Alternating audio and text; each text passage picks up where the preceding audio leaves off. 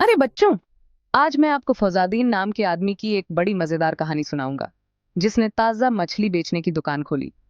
वो इतना खुश था कि उसने अपनी दुकान के बाहर एक बड़ा सा बोर्ड लगा दिया और उस पर लिखा, यहाँ ताजा मछली मिलती है। उसे लगा, इससे ढेर सारे ग्राहक आएंगे।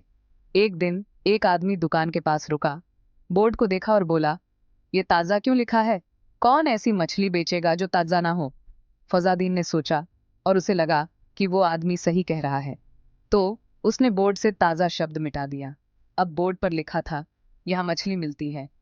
कुछ देर बाद एक और आदमी दुकान के सामने से गुजरा और बोला, ये यहाँ लिखना जरूरी है क्या? ये तो साफ है कि मछली यहीं मिलेगी क्योंकि ये तुम्हारी दुकान है। फौजादीन ने फिर सोचा और यहाँ शब्द भी हटा दिया। अब बोर्ड पर लिखा था, मछली मिलती है। थोड़ी देर बाद गांव के स्कूल का मास्टर जी वहां रुके और बोर्ड पर नजर पड़ी। उन्होंने कहा, ये मिलती है क्यों लिखा है? तुम मछली मुफ्त तो नहीं दे रहे हो ना? फौजादीन ने सिर हिलाया और मिलती है भी मिटा दिया। अब बोर्ड पर सिर्फ लिखा था, मछली। तभी एक ग्राहक मछली खरीदने आया और बोला, मैं तो मीलों दूर से मछली की खुशबू सूंघ सकता था, ये बताने की क्या जरूरत है? फौजादीन मुस्कुराया और आखिरी शब्द भी हटा दिया।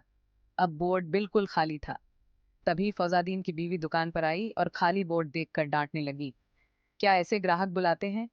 क्यों नहीं यहाँ ताजा मछली मिलती है फिर से लिख देते? फौजादीन बहुत दुखी और उलझन में पड़ गया। उसे समझ नहीं आ रहा था कि क्या करे। तब उसकी बीवी ने प्यार से कहा, सबकी बातें सुनो, लेकिन वही करो जो तुम्हारा मन कहे। फौजादीन ने कुछ मिनट सोचा और उसे लगा कि वो सही कह रही है। उसने बोर्ड फिर से लगाने का फैसला किया और लिखा, यहाँ ताजा मछली मिलती है। अब वो खुशी खुशी अपनी दुकान में मछली बेचता है और अपने मन की सुनता है। तो बच्चों, इस कहानी से हमें ये सीख मिली, सबकी बातें सुनो, लेकिन हमेशा वही करो जो तुम्हारा दिमाग और दिल कहे। अपने आप पर और अपने फैसलों पर भरोसा रखना बहुत जरूरी है। सुनने के लिए शुक्रिया और याद रखना, हमेशा अपने दिल की सुनो। फिर मिलेंगे।